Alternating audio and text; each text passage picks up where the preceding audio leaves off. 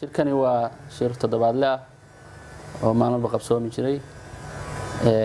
waana shir looga hadlo arrimaha deyn cafiska Soomaaliya markay socodka deyn cafiska Soomaaliya SMB program waxaana maantay nagala soo qayb galay noona shir gudoominayay ra'iisul wasaaraha dawladda runtiina ahmed weyn ay dalka u leedahay